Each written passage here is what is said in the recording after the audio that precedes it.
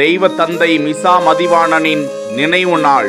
ஊரையே கூட்டி விழா நடத்தி 500 மாற்றுத்திறனாளிகளுக்கு பண உதவி, நலத்திட்ட உதவிகள், வயிறார உணவளித்து அசத்திய பாச மகன்கள்.